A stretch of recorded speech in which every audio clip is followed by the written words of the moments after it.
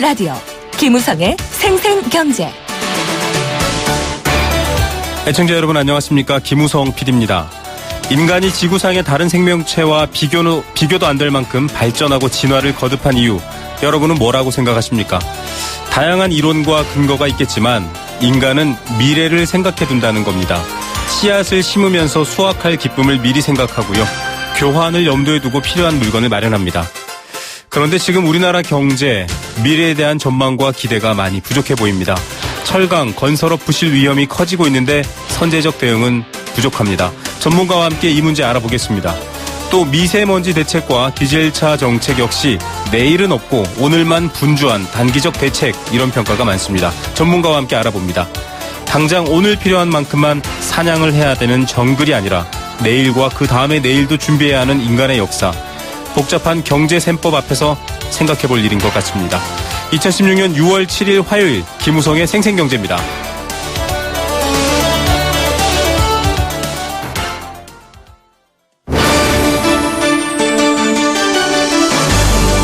YTN 라디오 김우성의 생생경제. 네, 첫 번째 생생 인터뷰 준비하겠습니다. 앞서 여러 번 얘기했고 또 인터뷰를 통해서 여러 번 지적했던 문제입니다. 조선 해운업에 대한 구조조정이 진행 중인 가운데 또 다른 5대 취약업종으로 거론됐던 철강에 대해서도 선제적 구조조정이 시급하다, 이런 목소리가 나오고 있습니다. 다시 말해서 지금 미리 대비를 해서 더 큰 비용과 또 피해를 최소화하자, 이런 얘기인데요. 주요 기업들, 이 철강업계 역시 향후 1, 2년 안에 갚아야 할 시장성 차입금이 과도한 수준입니다. 즉 빚이 많고 그 빚만으로도 큰 어려움이라고 하는 건데요. 어떻게 풀어가면 좋을까요? 카이스트 경영대학 김보원 교수 연결해서 얘기 들어보겠습니다. 교수님 안녕하십니까? 네, 안녕하세요. 예, 지금 이제 조선해운 구조조정 얘기가 많이 무르익었고 알려져 있습니다. 그런데 철강 역시 주요 기업들의 이 시장성 차입금이 과도하다, 그래서 좀 어려워질 수 있다, 이렇게 보고 있는데요. 일단 이 시장성 차입금이 어떤 내용인지, 또 이 과도하다라는 부분을 어떻게 이해하면 될지 좀 부탁드립니다. 예, 그 시장성 차입금이라고 하는 것은 금융기관에서 대출받은 것을 제외하고 기업 스스로 뭐 회사채 발행이라든지 아니면 기업 어음 혹은 뭐 양도성 예금 증서, 이런 것을 통해서 그 단기적으로 빌린 돈이라고 보실 수 있겠습니다. 네. 그래서 요즘 뭐 여러 가지 문제가 되고 있습니다만 우리나라의 그 철강 주요 기업들의 이러한 시장성 차입금이 좀 과도한 수준이라서 앞으로 단기적으로 상당히 리스크가 크다, 이렇게 보고 있습니다. 예, 일반적인 부채 혹은 빚보다는 조금 더 단기적이고 짧은 시간 안에 위험을 줄 수 있다, 이렇게 이해할 수 있을까요? 그렇죠. 금융권에서 대출받은 것은 어려운 상황이 발생했을 때 이걸 좀 협의 등을 통해서 조건을 조정할 가능성도 있거든요. 네네. 근데 이제 시장성 차입금이라고 하는 것은 그것이 어렵기 때문에 한번 문제가 되면은 그만큼 그 여파가 굉장히 크다고 볼 수 있습니다. 예. 자, 철강 산업도 사실 뭐 자랑스러운 한국 경제를 이끌어온 구산업 중에서 성장 동력으로 인식되어 왔는데 왜 이렇게 됐는지 좀 걱정하고 있는 그런 의견들이 많습니다. 재정 상태가 어떤 상황입니까? 그 시작하실 때 이제 말씀하셨던 것처럼 어떤 기업들 같은 경우에는 지금 현재 가지고 있는 현금보다 앞으로 1년 안에 갚아야 되는 이러한 시장성 차입금이 과도하기 때문에 회사가 이제 디폴트할 가능성이 굉장히 크다, 이렇게 보여지고요. 네. 이런 면에서 보면 우리나라에 있는 대부분의 철강 기업들이 여기서 자유롭지 못하다, 이 리스크로부터 자유롭지 못하다, 그런 상태로 이해가 됩니다. 예. 지금 동국제강 같은 경우에는 거론되고 있는 게 4분기 연속 흑자를 기록하고 있는데도 좀 위험할 수 있다, 이런 얘기가 나오는데 이건 좀 이해하기 어려운 부분인 것 같거든요. 저희가 이제 흑자를 기록한다라고 하는 것은 회계 장부상 이제 수익이 발생한다는 걸 의미를 하는데요. 네. 보통 수익이 발생한다는 거하고 기업이 현금을 보유한다라고 하는 게 반드시 일치하지는 않습니다. 네. 그래서 사실 흑자가 발생한다 할지라도 보유하고 있는 현금이 그 단기적인 차입금을 갚을 정도가 안 되면은 디폴트가 될 수 있는 거죠. 그래서 안심할 수 없다고 보는 게 맞습니다. 예, 마치 이렇게 도미노가 쓰러지는 것 같은 우려도 제기되고 있는데 철강업의 수익성이 이렇게 악화된 원인 어떻게 이해하면 될까요? 가장 최근에 그 사태를 얘기를 한다면 2007년에 저희가 금융위기가 발생하면서 사실 글로벌 시장에서의 철강에 대한 수요가 급격히 감소를 하게 됩니다. 네. 그런데 때 맞춰서 이제 중국이라든지 이런 신흥국가에서 철강 산업의 설비를 증대하는데 이제 막대한 투자를 하거든요. 네.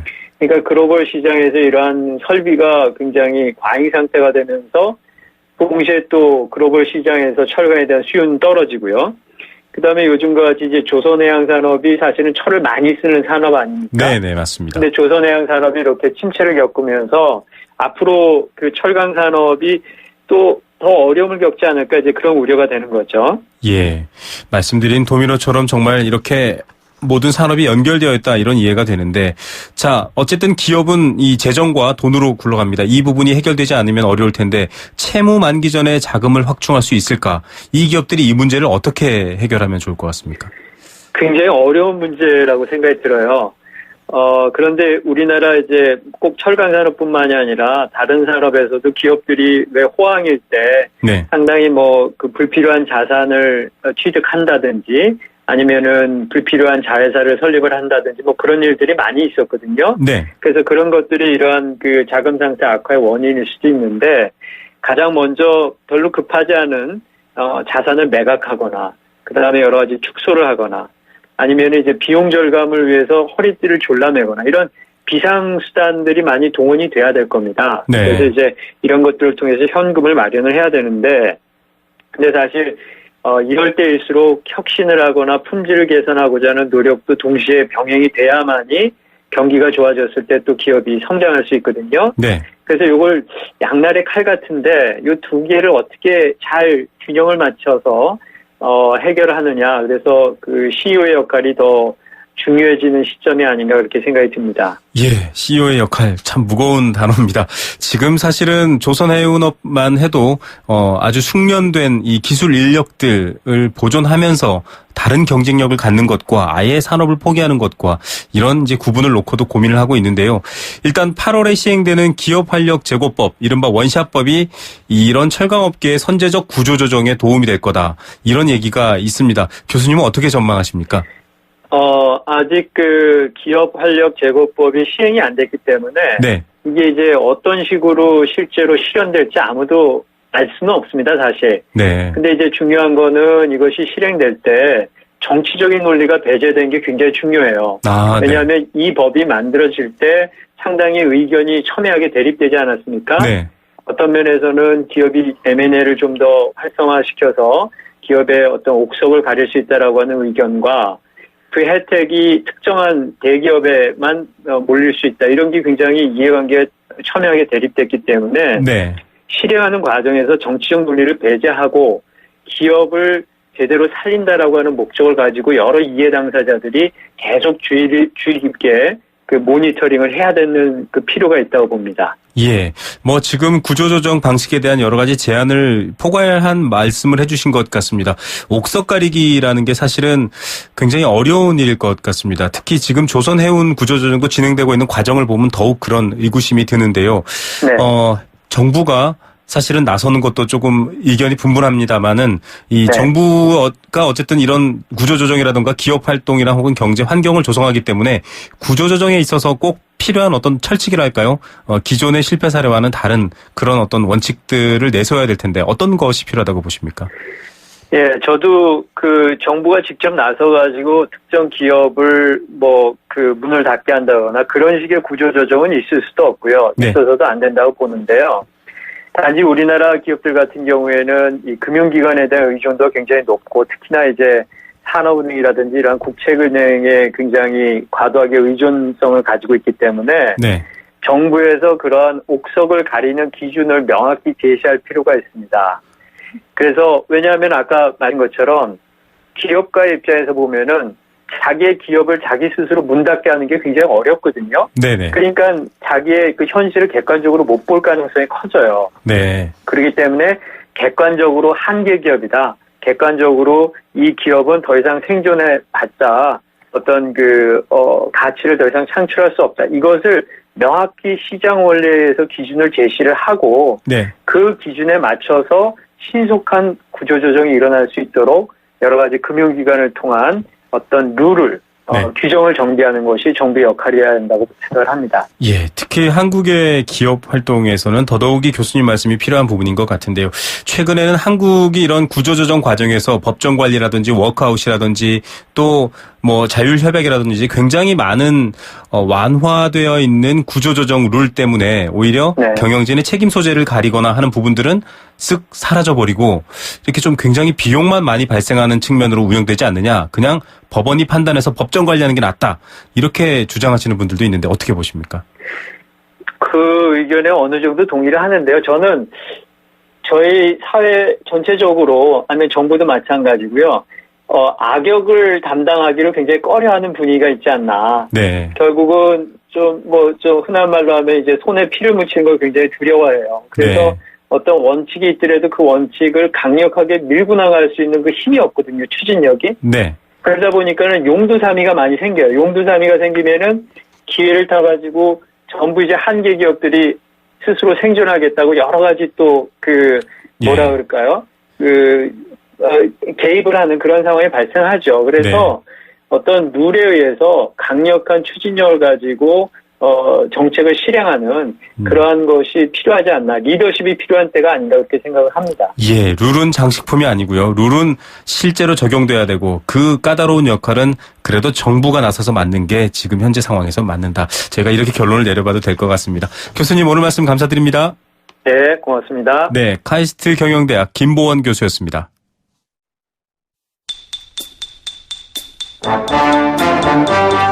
경제 탐구 생활.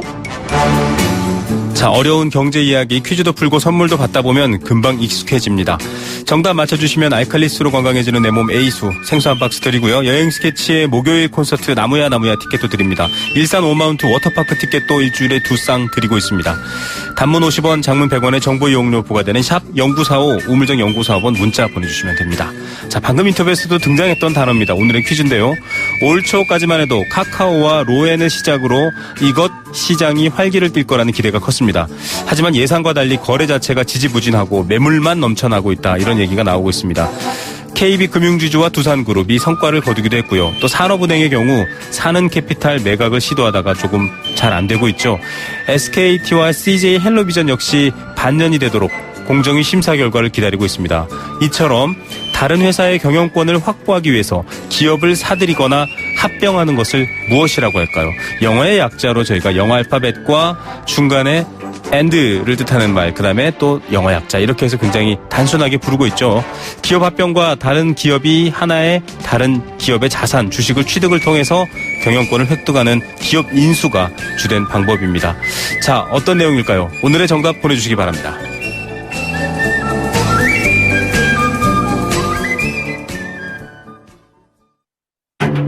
완벽하게 새로워진 렉서스 RX 출시. 여유로운 안정감 속에 거침없는 파워, 넘치는 카리스마 속에 정교한 디테일. 발견하라, 감동하라. Radiant Crossover New Generation RX. 모든 순간이 감동이다. Lexus. 네, 생생경제 일부 포스코와 함께했습니다. 정답 많이 보내주시고요. 잠시 후 뵙겠습니다. YTN 라디오 캠페인 물 없는 한라산, 물 없는 제주 바다를 상상할 수 있나요? 제주의 아름다운 자연과 풍경은 깨끗하고 건강한 물이 있기에 가능합니다.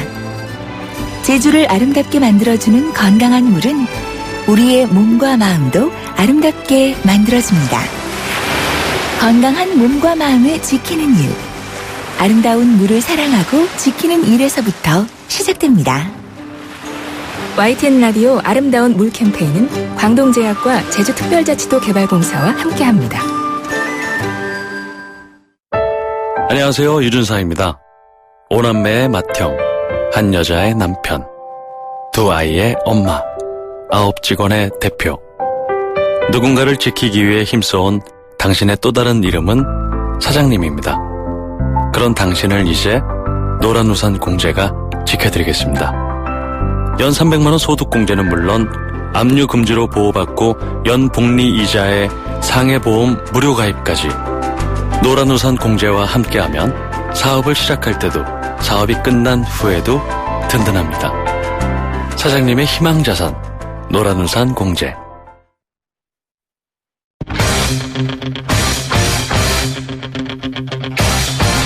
지금 가장 뜨거운 경제 소식. 경제 톱 뉴스. 네, 이 시각 가장 뜨거운 경제 뉴스입니다. 신용카드, 체크카드 소득공제 혜택 염두에 두고서 소비하시는 분들 많으셨을 겁니다. 올해로 이 혜택이 끝나게 되는데요. 정치권이 연장을 요구하는 법안을 준비 중에 있습니다. 대도시들을 중심으로 자영업자들의 폐업이 심상치 않습니다. 자영업자들 골목상권 어떻게 돼가는 걸까요? 이 시각 가장 뜨거운 경제 뉴스 비즈니스워치 김춘동 기자 연결해서 알아보겠습니다. 안녕하십니까? 네, 안녕하세요. 야, 이거 신용카드, 체크카드 소득공제 혜택 많은 분들이 사실 관심이 높은 분인데요. 네. 올해로 원래 끝나지 않습니까? 네, 정치권에서 연장한다고요? 예, 더불어민주당 조정식 의원이 최근에 이 카드 소득공제 일몰 기한을 5년 연장하는 조세특례 제한법 일부 개정 법률안을 대표 발의를 했는데요. 네. 말씀하신 대로 개정안은 올해 말로 종료가 되는데 이 일몰 기한을 2021년까지 늦추는 내용을 담고 있습니다. 이 제도는 현금 대신에 신용카드 사용을 유도를 해서 이 세원의 투명성을 높이자는 차원에서 99년에 도입이 됐는데 애초 2002년까지 한시법으로 마련을 했는데 6차례나 일몰 기한이 연장이 되면서 지금에 이르렀고 또 일몰 시점이 되니까 연장 여부를 두고 논란이 되고 있습니다. 이것뿐만 아니라 사실은 일몰 시점이 됐을 때 연장을 하는 그런 법안들이 우리나라에 여러 개가 있는데요. 네. 자, 이런 부분은 피부에 와닿는 거기 때문에 더 관심이 높을 겁니다. 카드 소득공제 없앤다. 아무래도 국민들은 반발이 클 것 같습니다. 네, 맞습니다. 연말정산을 받을 때 이 카드 소득공제 혜택이 꽤 쏠쏠하기 때문인데요. 실제로 지난해 카드 소득공제로 줄어든 세금이 1조 8,163억 원에 달했습니다. 이 전체 근로소득자 1,600만 명 중에서 절반 정도가 이 소득공제를 받았으니까 1인당으로 약 20만 원 정도 혜택을 본 셈입니다.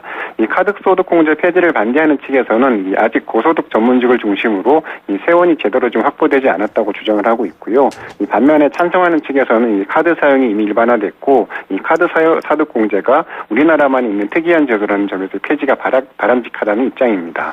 예, 사실은 소득과 이런 투명성 때문에 권장했던 건데 또 일면 편의점에서 너무 소액 결제를 카드로 한다 이런 뉴스도 떠돌고 있긴 하죠. 팽팽할 것 같은데 결론 어떻게 전망하십니까? 네, 정부는 일단 지난 3월에 신용카드 소득공제에 대한 조세특례 제도에 대해서 성과평가에 착수를 했습니다. 이 관련 연구를 거쳐서 오는 8월 전까지 이 공제일 확대와 함께 이 축소나 확대는 물론이고요. 이 존폐 여부까지 원점에서 좀 결정한다는 방침인데요. 네. 다만 소득공제를 한 번에 좀 폐지하기는 현실적으로 좀 어려워 보입니다. 특히 정치권에 좀 부담이 클 수밖에 없고요. 게다가 내년에는 대통령 선거까지 앞두고 있어서 정부도 쉽사리 폐지를 결정하기보다는 이 공제율 축소 등의 방식으로 점진적으로 좀 혜택을 줄여나갈 공산이 커 보입니다. 네. 자, 대도시에서 자영업자들이 폐업하는 사례가 늘고 있다. 오늘도 계속 화제가 된 뉴스였습니다. 어떤 내용입니까? 통계청의 자료인데요. 지난해 우리나라의 전체 자영업 종사자가 670만 7천 명으로 전년보다 2.2% 줄어든 것으로 나타났습니다. 전체 취업자 중에서 자영업자가 차지하는 비율도 0.5%포인트 정도 떨어졌는데요. 이 자영업자 수 감소는 특히 대도시에서 좀 뚜렷하게 나타났습니다. 이 부산에서 2만 5천 명, 5.9%나 줄었고요. 인천도 7% 넘게 급감을 했습니다. 대구와 대전, 울산 등도 1, 2%대 감소율을 보였고요. 다만 서울은 좀 소폭 늘어난 것으로 좀 집계가 됐습니다. 자영업자들이 줄어든다. 어떤 시그널로 이해하면 됩니까? 네, 기본적으로는 경쟁이 치열해져 있기 때문이고요. 명태니 조기퇴직이니 해서 이 자영업 시장의 공급은 계속 늘고 있는데 이 경기가 계속 좀 부진하다 보니까 장사는 잘 되지 않고 그러면서 지금 그만큼 문을 많이 닫고 있다. 좀 이렇게 볼 수가 있습니다. 이 대도시 음식점이나 도소매업 등이 특히 그런 사례가 많은데 다만 제주 지역 같은 경우는 자영업자 수가 지난해보다 6.7% 정도 늘었다고 하는데요. 중국인 관광객 등이 좀 대거 몰리면서 그만큼 좀 호황을 누린 것으로 좀 풀이가 되고 있습니다. 예, 자영업자들이 문 닫는 것 또 이 직장을 퇴직하고 자영업을 차리시는 분들한테는 좀 어두운 뉴스인 것 같습니다. 네. 수도권에서는 주택 매매가 대비 전세가 비율, 즉 전세가율이 80%를 넘어선 지역도 이제 많아지고 있다. 사실은 워낙 이게 계속적인 뉴스여서 그렇게 놀랄 일은 아닌 것 같아요. 네. 전세값이 계속 오르면서 말씀하신 대로 좀 이렇게 이런 뉴스들이 많이 나왔는데 이 집값과 전세값 차이가 좀 계속 줄어들고 있습니다. 이 부동산 리서치 업체 리얼투데이의 자료에 따르면 수도권의 경우에 모두 11개 지역에서 전세가율이 80%를 넘어선 것으로 나타났습니다. 서울 성북구가 84.3%로 전국 1위를 차지했고요. 경기 의왕시와 안양시가 각각 84%와 82%대로 뒤를 이었습니다. 고양시와 서울 구로구, 경기 의정부시 등도 이 전세가율이 80%를 웃돈 것으로 나타났습니다. 예, 80% 이것도 사실은 기존의 전세 제도에 비하면 참 높은 금액인데 90% 넘는 곳도 있다고요. 네, 경기권에서 그런 아파트가 좀 나오고 있는데 실제로 지난 4월에 군포 대야미 2편한 세상의 전용 면적 85제곱미터 일부 가구의 매매가가 3억 2,400만 원, 이 전세가는 3억 1,000만 원으로 전세가율이 96%에 달했다고 합니다. 이 경기도권에서는 6개 도시의 전세가율이 1년 새 평균 9%포인트나 올랐고요. 서울 시내에서도 5개 구의 전세가율이 올 들어서만 평균 7.9%포인트나 뛴 것으로 나타나서 이 전세값이 계속 좀 오르고 있는 현상이 좀 계속되고 있는 것 같습니다. 예, 체크카드 또 신용카드 혜택 줄인다고 했는데 소비가 줄어들 수도 있고요. 또 조금만 소득이 올라도 집을 사겠다는 의사가 많은데 결국 소득 때문에 집을 안 사서 이런 현상들이 벌어지는데요. 좀 연결되어 있는 정책을 기대해 보겠습니다. 오늘은 여기까지 듣고요.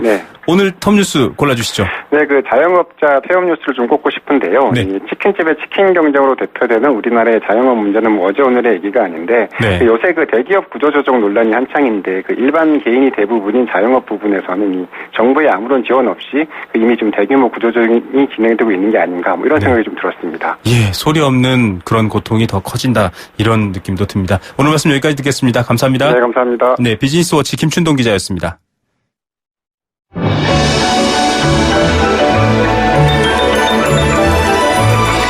오늘의 경제를 들여다보는 시원한 창. YTN 라디오 김우성의 생생경제 생생 인터뷰. 두 번째 생생 인터뷰 보내드립니다. 미세먼지를 둘러싸고 환경, 경제, 또 자동차 업계 여러 이해관계가 복잡하게 얽혀 있었는데요. 정부가 드디어 윤곽을 그렸습니다. 현재 클린 디젤이라고 명명된 차에 주어지던 그런 혜택들은 다 사라지게 됩니다. 하지만 아직도 정확한 오염물질 배출량에 대한 명확한 합의, 또 증거 이런 부분들에 대한 논란도 뜨겁습니다. 디젤을 줄인다고 다른 차량의 오염 배출도 줄어드나 이런 불만까지 있는데요. 관련 정책의 실효성과 내용에 대해서 대림대학교 자동차학과 김필수 교수 연결해서 알아보겠습니다. 교수님 안녕하십니까? 네, 안녕하세요. 예, 일단 환경부가 별도의 입법 절차라던가 그런 것들이 없이 바로 시행할 수 있는 그런 얘기들을 내놨습니다. 디젤 차에 적용되던 혜택들을 9월부터 당장 없애겠다 이런 내용인데 어떤 내용입니까? 맞습니다. 모법을 건들면은 시간이 오래 걸리다 보니까 특별법 등 이 환경부 차원에서 이 개정할 수 있는 부분들을 손을 대겠다는 뜻입니다.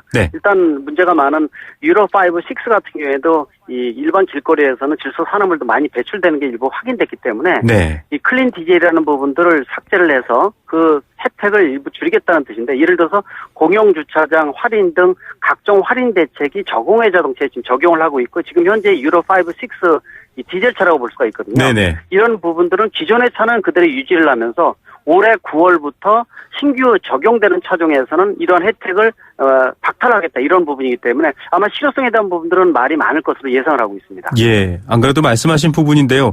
기존 현재까지의 차량은 그대로 두고 9월에 적용되는 신규 차량부터 이렇게 적용을 하겠다라고 한다면 실질적인 축소 정책에 대한 실효성 논란이 있을 것 같습니다. 어떻게 보십니까? 맞습니다. 효과에 대한 부분들이 반감된다 이렇게도 볼 수가 있습니다. 물론 소비자 입장에서는 저공해 자동차라고 해서 정부에서 친환경 자동차로 포함을 시켜서 각종 혜택에 대한 부분들, 또 연비 좋다 이런 측면을 강조를 하면서 구입을 했기 때문에 이런 부분의 적용을 소급 적용을 해서 박탈하게 되면은 반발도 그렇고 상당히 문제점도 많이 노출될 것으로 보고 있습니다. 그런 측면에서 정부에서는 9월부터 신규 차종에 대해서만 적용하겠다 이렇게 얘기했지만 실제로 신규 차종만 있게 되면은 특히 디젤차 같은 경우는 노후된 차가 좀 문제거든요. 그런 측면에서 신규 차종은 당연히 이 자격에 대한 부분들을 박탈해야 되는 거는 당연하겠지만은 기존의 유로 5, 6 소급 적용하는 경우에는 좀 노후된 차종부터 적용하는 부분들도 한번 고민을 해줘야 됩니다. 유럽에서 특히 이 디젤차가 상당히 문제가 되면서 노후화된 디젤차인 경우에는 배기후 처리 장치가 제대로 동작이 안 되거나 고장이 나면서 배출되는 게 굉장히 많거든요. 그런 측면에서 보게 되면은 신규 차종도 규제를 해야 되지만은 앞으로 지금 운행되는 차종이 누적 연수가 오래되면 될수록 이 부분에 대한 강력한 부분을 시행함으로 인해서 좀 더 이 미세먼지 최소화라든지 그 밖에 배출에 대한 감소화를 노력하는 병행을 해야 된다. 분명히 강조할 수가 있습니다. 예, 교수님 말씀이 사실은 계속 논의되어 왔던 바고요. 저희도 이따 물어보겠지만 사실 문제가 되는 차보다는 새로운 차들을 줄이겠다라는 데에 방점을 찍고 있는데 혜택을 줄인다고 기존의 디젤차를 구매하고 이용하시던 분들이 사지를 않거나 이렇게 한다고 볼 수 있습니까? 어떻게 보시죠? 그렇지는 않습니다. 지금 현재 미세먼지 문제가 이슈화되고 이 국민의 관심이 가장 큰 현 시점에서도 승용 디젤차가 가장 많이 판매되고 있습니다. 네. 이거는 소비자들 입장에서는 당연히 연비 출력 좋고 이 경유값도 싸고 한 달 동안에 유지 관리비가 다른 차종에 비해서 1-20만 원 저렴하면은 이 비용 가지고 애들 학원도 보낼 수가 있고 네. 당장 피부로 느끼는 부분이거든요. 그러나 환경은 스며드는 암이기 때문에 잘 모릅니다. 네. 따라서 정부에서는 10년에 한 번씩 소비자가 차종을 구입하기 때문에 이런 부분에 맞춰서 길게 시각을 보고요. 네. 특히 이제 친환경 자동차에 대한 이 강력한 인센티브를 좀 만들어야 됩니다. 네. 소비자는 가중치를 따지거든요. 야, 이거 경유차가 좋을까 아니면 친환경차가 좋을까? 근데 친환경 자동차 인센티브가 좋으면 그쪽으로 유도가 돼서 구입 패턴이 바뀐다는 거거든요. 네. 따라서 정부에서는 단발성의 한두 개 정책보다도 소비자의 구입 패턴을 이 친환경차로 옮겨갈 수 있는 강력한 대책이 좀 필요하고요. 이런 네. 부분들은 5년 단임제 대통제로 해서 그냥 끝나는 게 아니라 정권이 바뀌어도 10년, 20년을 보고 길게 보는 시각이 필요한데 그런 부분이 좀 부족한 게 아닌가라는 아쉬움이 좀 있다고 볼 수가 있습니다. 예, 환경을 위한 정책에 여야가 있을 수가 없을 것 같습니다. 이 디젤차에 대해서 친환경이라는 이야기는 더 이상 붙일 수 없다. 이게 일단 결정이 된 건데요. 뭐 네. 주무부처 환경부는 9월부터 시행하게 됐습니다.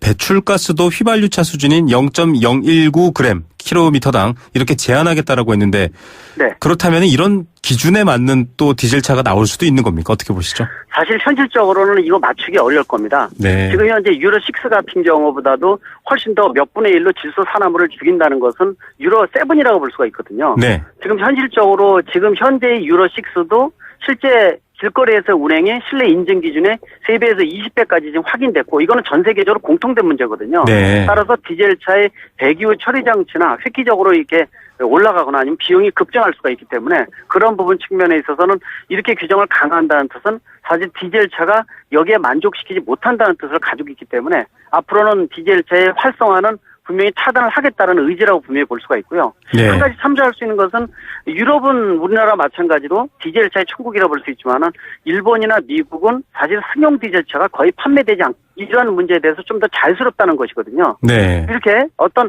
국민들의 어떤 문화적인 부분들이 승용 디젤차는 좀 부정적이야라는 시각을 좀 많이 팽배시킨다면은 활성화도 안 되고 판매도 안 되고 이런 문제가 좀 근본적으로 차단할 수 있는 부분이 있기 때문에 대국민 홍보나 캠페인에 대한 것들도 상당히 중요함을 알 수가 있고 네. 친환경 자동차에 대한 정책적인 방향을 좀 더 강화할 필요가 있다 분명히 볼 수가 있습니다. 네, 지금 교수님이 말씀하신 겁니다. 환경, 국민의 건강이 가장 중요하다, 우선순위라는 거는 뭐 이견이 없습니다. 그런데 이 디젤 차량의 기술력, 수출력, 또 산업적인 경쟁력마저도 약화시키는 건 아닌가 이런 우려도 있는데 어떻게 보십니까? 맞습니다. 사실 디젤차 하게 되면 연비도 워낙 좋고 출력이 좋기 때문에 건설기계나 트럭, 버스라든지 이런 부분들은 다른 차가 따라갈 수가 없습니다. 네. 용도가 분명히 있다는 것이죠. 그래서 디젤차를 지금 현재 보면 마녀 사냥식으로 몰아가는 건 별로 좋지는 않습니다. 네. 뭐 여러 군데에서 얘기 나오고 있지만 미세먼지의 원인이 이 자동차, 경유차만 있는 게 아니라 중국배라든지 자체 화력발전소 등 공장이라든지 또 실제 도로에서 타이어나 도로 바닥에서 올라오는 비산먼지가 미세먼지가 되는 것도 굉장히 많거든요. 네. 이런 도시별 원인 대책을 정확히 확인한 다음에 맞춤 처방전이 좀 필요한데 이런 부분들을 고려를 해서 경유차에 대한 부분들도 좀 수출할 건 수출하고 규제할 것은 특히 노후화된 경유차는 규제를 하면서 네. 아까 1번 말씀드렸지만은 자체적으로는 승용 디젤차를 자국에서는 거의 사용을 안 하면서 수출 물량은 굉장히 많습니다. 네. 어떻게 보면 먹거리는 외국에서 벌고 오고 국내에서는 환경에 대한 부분들을 신경을 쓰겠다는 이중적인 부분들도 있거든요. 네. 이런 것들도 한번 참조해서 우리 한국형 모델이 뭔지도 고민할 시점이라고 볼 수가 있습니다. 예. 지금 말씀하셨던 부분이 사실은 좀 더 관심이 가는 부분일 겁니다.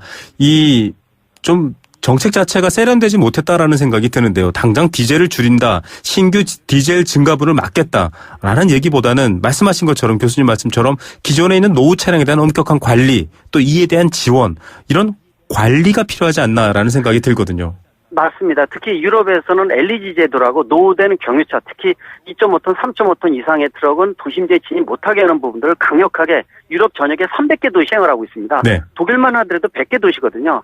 우리가 독일에서 나오는 승용 디젤차 하면 세계적으로 유명한데요. 네. 가장 규제가 또 강한 나라가 독일입니다는 아이러니한 부분도 있거든요. 네. 이런 걸 고려를 해서 특히 노후된 디젤차가 뿜어내는 것이 특히 버스나 큰 거 같은 경우는 한 대가 몇십 대분의 승용차 해당되는 만큼 뿜어냅니다. 네. 이런 것들만 제대로 막는다 하더라도 상당히 효과를 볼 수가 있거든요. 그런 측면에서 신규 차종도 중요하지만은 노후된 차, 트럭이라든지 버스같이 문제가 있는 차종을 어떻게 납득시키면 설득력 있게 국민한테 홍보하는 캠페인을 통해서 또 정책적인 규제를 적당히 얼마큼 규제를 잘하느냐 이런 부분이 상당히 중요함을 강조할 수 있기 때문에 두 마리의 토끼를 잡기 위해서 더더욱 많은 노력이 필요하다 분명히 말씀드릴 수가 있습니다. 예, 일본 사례, 독일 사례 설명해 주신 것만으로도 많은 분들이 고개를 끄덕일 수 있을 것 같습니다. 네. 정부가 이제 또 다른 대책으로 수소차, 하이브리드, 또 전기차 이런 친환경차에 대한 대책을 내놓기도 했는데 여전히 피부에는 와닿지 않는다 이런 반응들이 많거든요. 인프라 문제도 그렇고요. 또 연료는 맞습니다. 아니지만 유지 관리가 좀 비싸다 이런 얘기도 있고요. 어떻게 보십니까? 그렇습니다. 친환경 차에 대한 부분들이 국민들이 아직도 인식이 부정적인 부분도 많고요. 그래서 승용 디젤차가 많이 판매되는 이유가 그렇습니다. 그러나 일본만 하더라도 사실 두 대 중에 한 대가 하이브리드 자동차일 정도로 범용화되어 있고 당연하다 생각을 하고 있거든요. 네. 그런 측면에서 정부에서 지금 보조금이나 세제 혜택 첫 단추는 잘 맺지만은 두 번째, 세 번째 강력한 운행상의 인센티브 같은 거 이런 것도 좀 필요한데 이런 것은 거의 시행을 안 하고 있다는 거. 다시 말하면은 방향 설정을 국민들의 시각을 친환경차로 유도할 수 있게끔 만들어주면서 자연스럽게 규제가 되면은 이동이 10년, 20년을 두면서 이동을 하고 있는데 그렇지 않고 단발성으로 나오게 되면은 이 효과도 좀 반감될 수밖에 없고요. 국민들의 입장에서는 설득력이 좀 부족하다 이렇게도 볼 수가 있기 때문에 특히 친환경차, 하이브리드, 전기차, 연료전지는 당연히 그쪽으로 갑니다. 그러나 외국 선진국에 비해서는 우리가 좀 뒤져 있다는 거죠. 인식도 뒤져 있고 어떤 인센티브에 대한 것들도 우리 한국형 모델에 좀 없다고 볼 수가 있기 때문에 이런 부분에 보조를 맞출 필요가 있다고 볼 수가 있습니다. 예. 자, 끝으로 좀 부가적인 질문입니다. 이 미세먼지 주범으로 디젤차를 꼽고 환경부가 지금 직접적으로 움직이고 있는데 정작 배출가스 조작 파문을 일으킨 이 폭스바겐 차량 12만 대 9달째 리콜 조치를 반려하면서 아무것도 하고 있지 않다 이런 비판을 받고 있거든요. 어떻게 보십니까? 당연하다 볼 수가 있습니다. 지금 이 9개월째 40대 이상의 질소 산화물을 12만 대 이상이 뿜어져 나오고 있습니다. 네. 지금 특히 우리나라는 징벌적 보상제가 아니다 보니까 이런 부분을 늦추더라도 어떤 벌칙 조항이 없다는 것이죠. 네. 미국만 하더라도 징벌적 보상이다 보니까 하루하루 이런 많은 양을 뿜어내게 되면 그걸 금전적으로 환산을 해서 하루하루가 천적으로 벌금이 늘어난다는 거거든요. 네. 그러다 보니까 메이커에서 서둘러서 리콜을 하고 또 소비자 보상도 하고 이런 부분인데 우리나라는 그런 법적 근거 조항도 아예 없고요. 그러다 보니까 지금 리콜 KX만 핑퐁으로 왔다 갔다 하는 상황이고요. 네. 국민들은 상황을 모르고 있고 구멍은 이만한 구멍이 있는데 다른 구멍들 찾고 있거든요. 네. 따라서 이런 부분들을 다른 법정을 만드는 한이 있더라도 서둘러서 좀 소비자 보호를 하면서도 이 환경에 대한 부분들을 좀 집중적으로 할 수 있게끔 폭스바겐 리콜 문제는 당장 현안이라고 볼 수가 있기 때문에 이 부분에 대한 것은 정부에서 좀 더 초점을 맞출 필요가 있다고 볼 수가 있습니다. 예, 이 리콜 문제 또 문제가 불거지면 저희가 한번 모셔서 얘기 들어보도록 하겠습니다. 오늘 말씀 감사드립니다. 네, 고맙습니다. 네, 대림대학교 자동차학과 김필수 교수였습니다.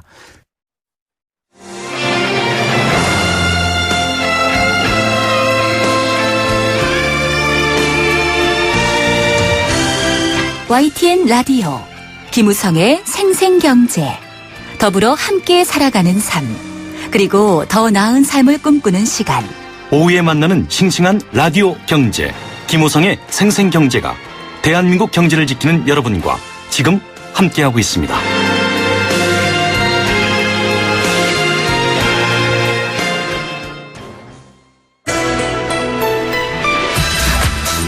세계 경제가 내 주머니 속으로 경제 도미노. 네, 지난주에도 뜨겁게 경제 도미노 시간 마련해 드렸습니다. 6월은 지뢰밭이다. 이런 표현을 쓰면서 위험성을 경고했는데요. 위험성과 어려움들 미리 알고 대처한다면 조금은 덜 피해를 입고 또 잘 헤쳐나갈 수 있겠죠. 오늘도 그 길을 알려주시는 분 전화로 모시겠습니다. 경제 도미노. 건국대 경제학과 최백은 교수 연결합니다. 교수님 안녕하십니까? 네, 안녕하세요. 네, 지금 경제 뉴스를 보시면 경제적인 지식이 있는 분이나 없는 분이나 자주 보게 되는 게 미국의 금리 인상과 브렉시트인데요. 이 브렉시트 모르시는 분들도 많습니다. 어떤 내용이고 또 찬반 쟁점이 왜 문제가 되는 걸까요? 네, 브렉시트라는 것은 영어에 이제 브리틴이라는 영국을 의미하는 단어죠. 네네. 그다음에 이제 엑짓, 이제 우리가 출구를 얘기할 때 이제 우리가 엑짓하는데 요 두 개의 합성어입니다. 네. 그래서 이제 영국이 유럽 연합에서 이제 탈퇴하는 문제가 이제 지금 이슈가 되고 있는 건데요. 네. 이제 지금 28개 국가로 이제 유럽연합이 이루어져 있거든요. 그 중에 이제 한 회원 국가가 영국이고요. 그러다 보니까 유럽연합의 회원 국가로서 이제 혜택과 권리가 있을 뿐만 아니라 비용이라든가 책무도 발생하게 되어 있습니다. 네. 예를 들어서 혜택 같은 경우 보게 되면 아무래도 이제 단일 시장을 구축하다 보니까는 그걸 통해서 이제 그러니까는 이제 뭐 교역이라든가 경제 발전에 도움이 되는 부분도 있고요. 네. 그다음에 이제 공동의 외교 안보 정책을 이제 추구할 수 있다 보니까는 그걸로 이제 이익을 보는 것도 있고요. 반면에 이제 우리가 이제 그 비용 같은 경우를 보게 되면 이제 그러니까 분담금이 있습니다. 네. 유럽연합에 대해서요. 영국 같은 경우는 이제 그러니까는 돈만 계산하게 되면 자기들이 받는 것보다 이제 내는 분담금이 조금 더 많은 편인데요. 그다음에 이제 그 책무와 관련해서는 이제 아무래도 이제 유럽 시민권 제도를 이제 유럽연합에서 도입을 했습니다. 네. 그래서 이제 거기에 이제 주요한 가치가 자유라든가 안전이라든가 정의 이런 걸 추구하는 건데 예를 들어서 이제 그러니까 이제 난민 유입 사태가 이루어졌을 경우에 난민을 그러니까 이제 그 정의 차원 속에서 이제 그러니까 우리가 일정하게 이제 수용하는 문제들이요. 네. 이런 것들이 이제 있다 보니까는 아무래도 그러다 보니까 그런 부분들은 이제 EU 차원 속에서 유럽연합 차원 속에서 공동으로 그러니까 이제 결정되다 보니까는 특정 국가가 뭐 자기들이 반대한다고 해서 그러니까 그 난민을 수용하는 것을 거부할 수 없고 이제 이런 게 있거든요. 네. 이제 그러다 보니까는 그 이제 이런 상황 속에서 이제 그러니까는 그 이 책무라든가 이런 비용 부분에 대해서 이제 불만을 많이 가지신 이제 그러니까 영국 시민들 같은 경우에 있어서 이게 이제 그러니까는 이제 탈퇴 요구로서 이제 발전하게 된 거고요. 네. 특히 이제 최근에 이제 금융위기가 이제 유로존위기로 발전하면서 이제 그리스라든가 남유럽 국가들에 대해서 이제 그러니까 구제금융을 지원해줬잖아요. 네. 그때 결국 이게 뭐냐면 유럽연합 회원 국가들의 이제 재정 분담금을 가지고 이제 지원을 해준 거예요. 일본은요. 네. 그다음에 이제 뭐 이제 이민자가 유입되어지면서 이제 뭐 일자리가 이제 그러니까는 그만큼 줄어든다든가 그다음에 난민을 수용하면서 이제 난민에 대해서 복지 지원이라든가 심지어는 뭐냐면 이제 그 유입된 난민 중에서 이제 뭐 이제 테러와 관련된 이런 이제 얘기들도 나오면서 네. 거기에 대한 반감들이 이제 크게 증가하면서 이제 유럽연합에서 탈퇴하자는 목소리가 이제 크게 증가한 겁니다. 예. 자, 경제적 공동체로서의 유럽은 28개 나라가 구성되어 있습니다. 여기에서 서로 주고받고 또 하나의 국가처럼 도움을 줘야 되는데 득실을 따지게 되겠죠. 뭐 세대 간에도 지금 큰 차이가 있다. 이제 좀 나이가 있는 세대는 브렉시트 EU를 탈퇴하자. 또 젊은 세대들은 EU에 남자 이런 차이도 있다고 하는데 지금 영국 정가뿐만 아니라 경제는 아주 많은 예상들이 등장하고 있습니다. 결국 영국 경제에 위협이 될 것이다. 이런 얘기가 있고요. 또 EU 전체도 마찬가지고요. 아니다. 위협이 될 일은 별로 없다. 이런 얘기가 팽배한데 어떻게 보십니까? 예, 아무래도 이제 예, 맞습니다. 여기 이제 세대 갈등이 심합니다. 네. 이제 그러니까 상대적으로 이제 그 고령층들, 65세 이상 이제 고령층들은 탈퇴에 찬성하는 분들이 많고요. 반면에 이제 젊은 층들은 이제 상대적으로 이제 잔류를 지지하는 이런 층들이 많거든요. 네. 아무래도 이제 탈퇴층들 같은 경우는 이제 그러니까는 은퇴 후에 이제 그러니까 이 그 복지라든가 이런 거 가지고 연금 가지고 이제 살아왔었는데 이런 것들이 좀 축소가 되어지면서 그러면서 이제 불만이 좀 이제 증가하는 것 같고요. 네. 이제 기본적인 이제 그러니까 충격은 아무래도 이제 그 최대 단일 시장에서 아무래도 이제 그 탈퇴할 경우 적어도 일시적으로는 이제 교역이 굉장히 이제 후퇴할 수가 있겠죠. 네. 그 결과로서 이제 그러니까 일자리 감소라는 것이 연결될 수 있고요. 네. 추정 기간마다 그러니까 한 50만 개에서 한 100만 개 정도로 이제 그러니까 일자리가 줄어들 거라고 이제 전망을 하고 있고요. 네. 그다음에 한 2030년까지 이제 GDP가 한 5 내지 6% 위축될 것이다. 이게 이제 가구당 보게 되면 연간 최대 한 4,300파운드 정도 되는 것이고요. 예. 우리나라 돈으로 한 750만 원 정도 되는 겁니다.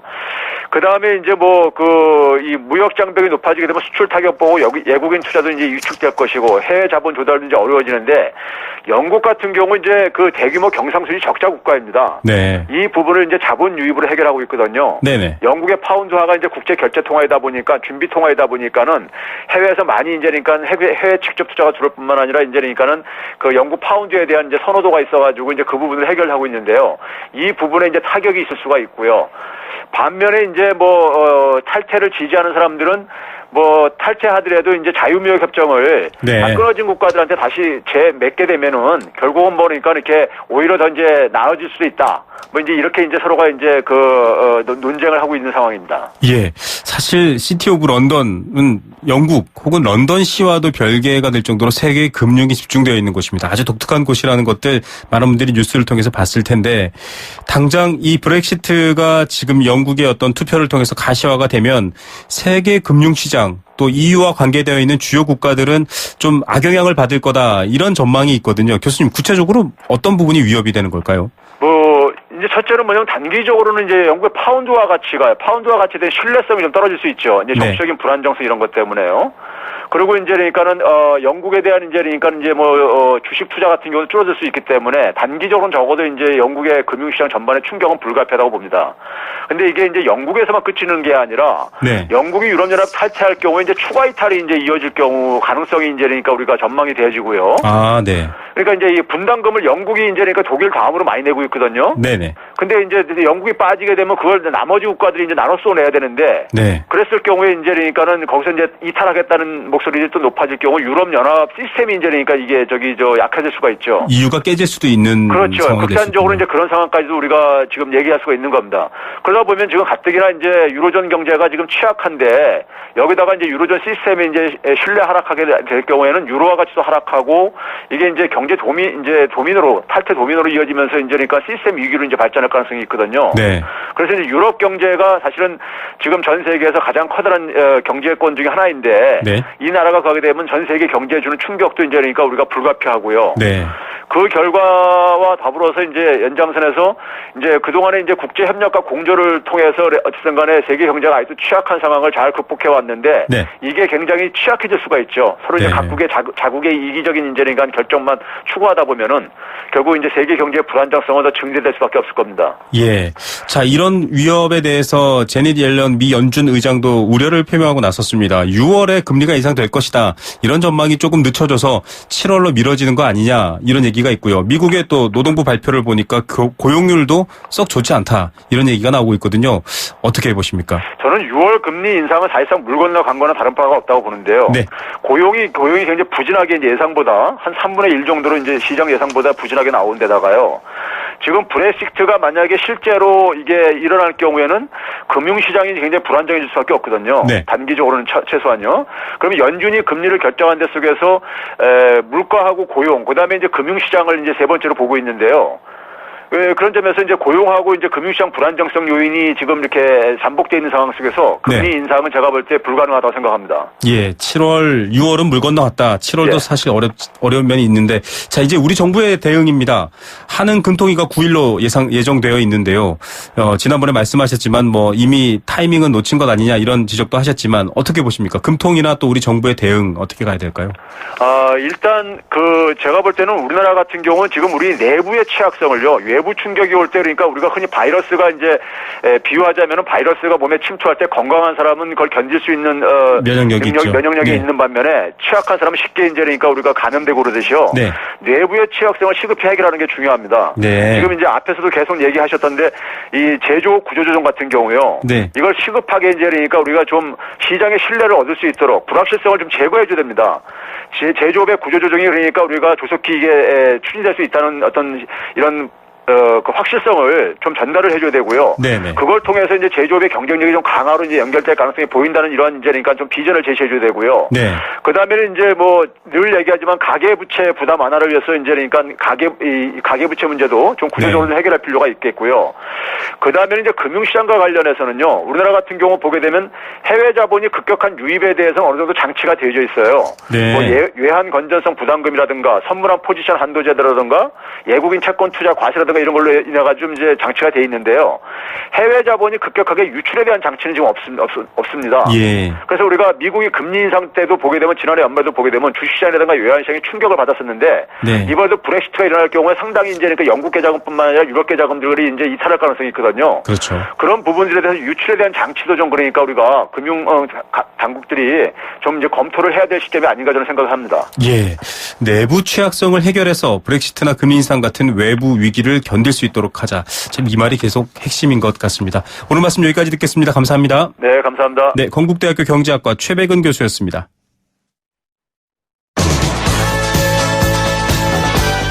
생생경제 포스코와 함께했습니다. 짧은 시간이지만 정말 많은 고민거리 여러분과 함께 나눴는데요.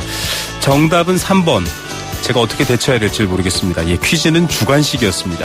또 MNM으로 주신 분 계시는군요. 간식 이름인데요. 오늘의 정답자 두 분입니다. 3229님 생수 한 박스 드립니다. 기업의 인수합병도 좋겠지만 인수합병을 하지 않고도 더 다양하게 경쟁력 키울 수 있는 그런 사업도 펼쳤으면 좋겠습니다 하셨고요. 4416님 여행 스케치 공연 티켓 드립니다. 1 더하기 1은 또 하나의 1이 아닌 무한한 가능성을 만들어내는 그런 합병이었으면 좋겠습니다. 좀 힘들수록 경쟁력 강화하고 새로운 시장에 진입하기 위한 수단으로서 M&A도 좀 잘 활용했으면 좋겠네요 하셨습니다. 예, 저희도 냉철하게 바라보고 여러분과 함께 하겠습니다. 오늘도 여러분과 함께 했고요. 내일 3시 10분에 다시 찾아오겠습니다. 김우성의 생생경제였습니다.